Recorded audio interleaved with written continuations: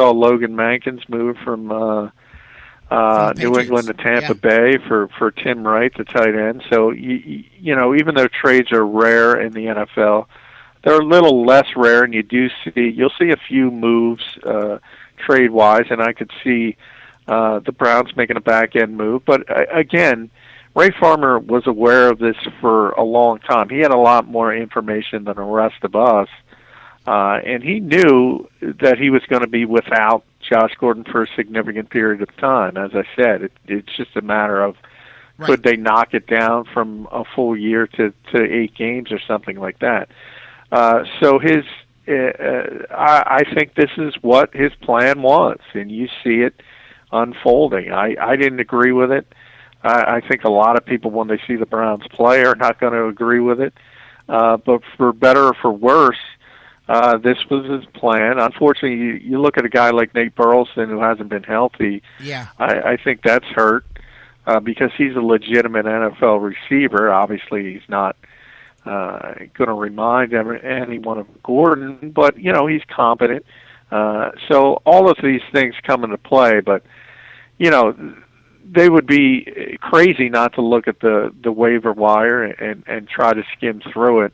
So that process is going to be part of it. And if they like somebody that they know another team is going to have to cut, I don't think it would be the worst thing in the world to give up a 7th-round pick to make sure that player doesn't have to go through waivers. So I do think you'll see another body at least brought in after Saturday, after the cuts, but it's not going to be significant in any way.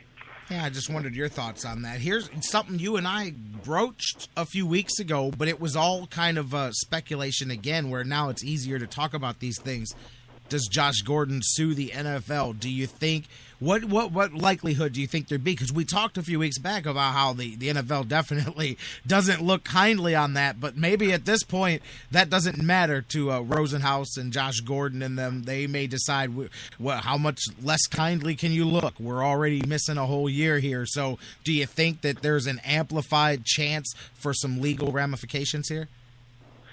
Well, I never say never. I was asked that same question on Yahoo Sports Radio last night, and that's what I said. I never say never, but having covered the StarCaps case extensively, the only thing you're doing is delaying the inevitable, because there's little doubt in my mind that they could go to a court, most likely in Minneapolis, that's been desirous to the players and these types of litigations in the past, and get an injunction, and that would enable Josh Gordon to certainly be on the field for Week 1 and moving forward.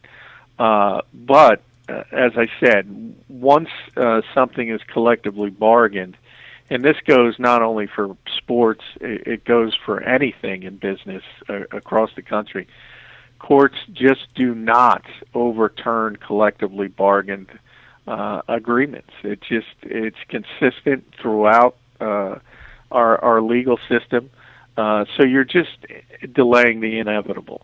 So it's a matter of, do you want to stay on the field now? As I said, you probably could get an injunction, but eventually the courts are going to uphold the suspension, and eventually you're going to be gone for a year. So it's just a matter of what kind of strategy they want to partake. But if they do go that route, as I said, it's just delaying the inevitable.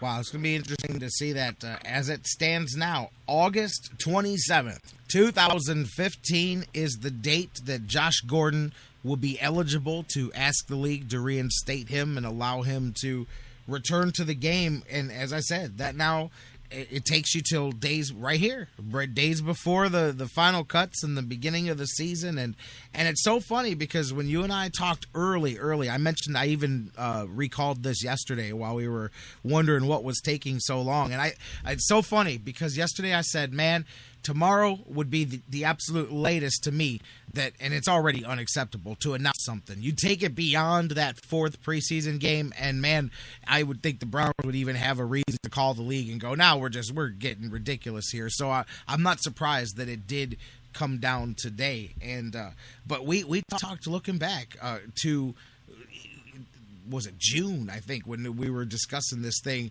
about the 1 year thing and about how, and I just remembered saying, if I was the Browns and Josh Gordon and Rosenhaus, I would circle up and talk about not taking this thing into training camp, not dragging it to, because the possibility was there for it to affect 2015 as well. And they threw their dice and they decided to take their chances, and now they sit here. But again, I mean, the Browns lose more than just this season. Josh Gordon loses, everybody. But I thought that was a smart idea that they obviously chose not to go. But I thought, man, why drag it in? And here it's just basically a worst case scenario all the way around. Yeah, and, the one thing I think we're never going to know is why it took so long, and that kind of bothers me, but I've also talked about that in the past, is the policies themselves, and they're structured to where the NFL really doesn't talk and really won't explain the entire situation.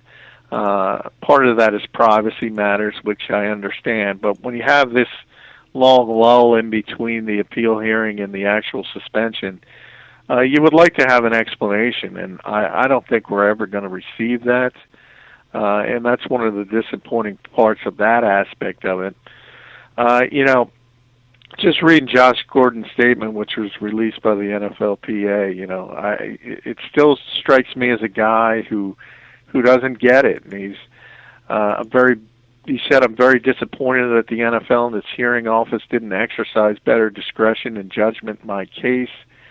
I would like to sincerely thank the people," and he went on. But the fact that's the key line to me is that I'm very disappointed that the NFL and its hearing office didn't exercise better discretion and judgment in my case. That tells me that's a guy who just doesn't get it.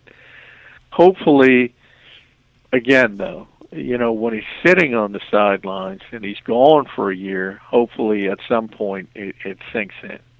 I'll tell you, you guys are hitting us up. Keep the conversation going across social media. I see comments just coming in. Keith Young says, this is not good. Joe Monaco says, lawsuit coming next. Don says, if that's the case, that he won't be able to rejoin the team until the 4th preseason game next year. Pardon my French, but that's BS, the way the league dragged its feet for months.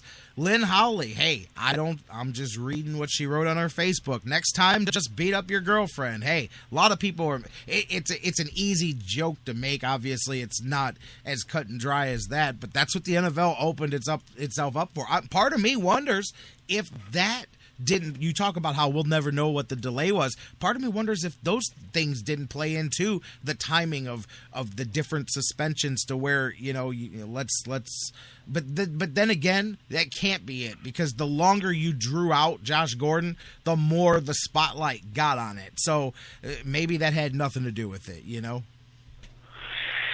Yeah, and again, that's, the players, I think people automatically default and blame the league for these types of situations, but it is a two-way street, and the fact that why it took so long, and again, we'll never know in my estimation, but part of that is because of the procedures in place to protect the players, and the fact that the NFL can't say, for instance, what they tested positive for, and things like that.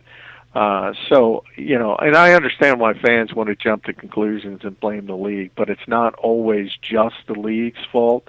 Not saying it isn't in this case either, because again, I don't have any way of knowing, and no one else has any way of knowing.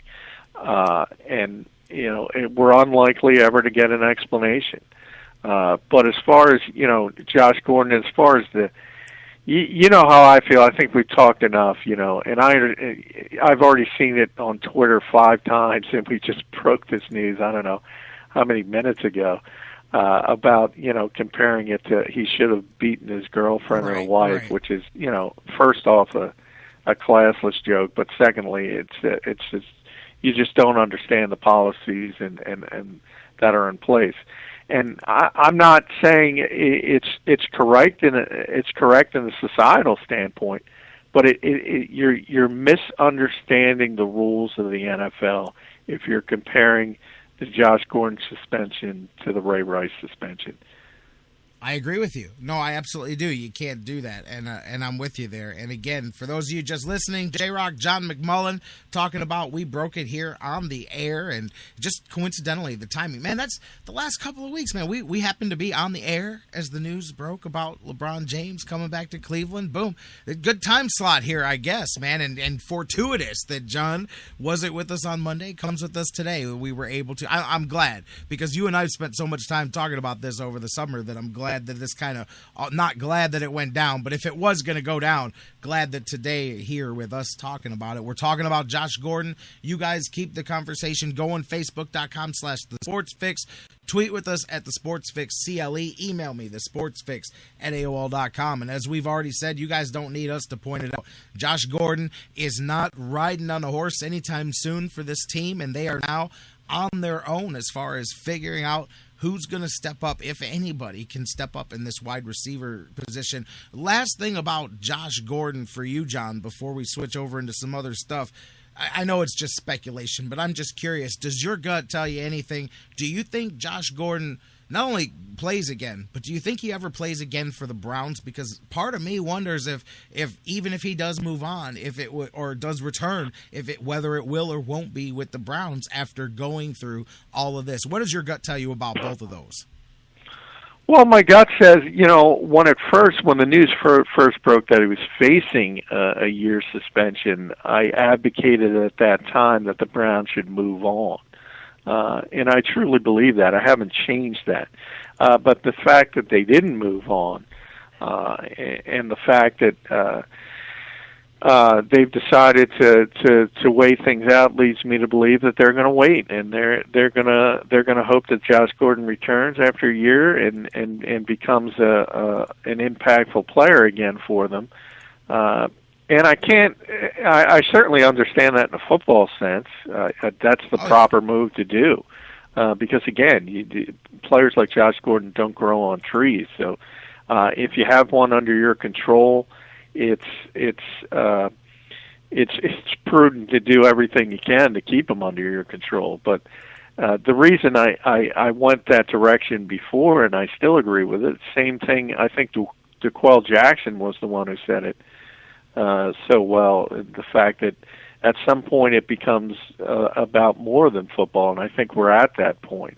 And I think the Browns should take the high road, so to speak, and try to send this kid his career.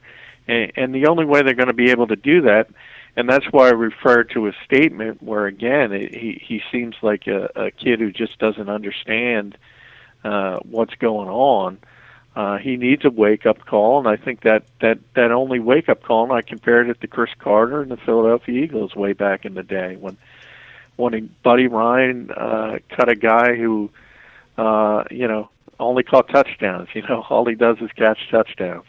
And Chris Carter, learned from it, realized that he was throwing his career down the drain, and you fast forward many years and he's in the Hall of Fame. Not to say it's going to happen in every case. Most people, if they're given a second, third, and fourth chance, don't take advantage of it.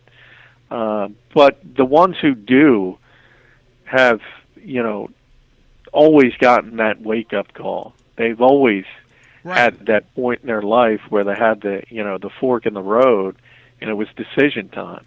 I don't think Josh Gordon has been forced with that yet. I don't think he will be forced with it if the Browns keep him.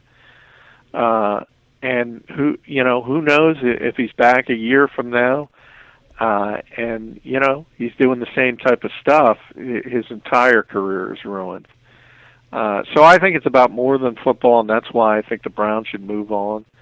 But again, I understand in Cleveland that's probably an unpopular sentiment. It's just, again, and I default back to DeQuell Jackson, it's about more than football.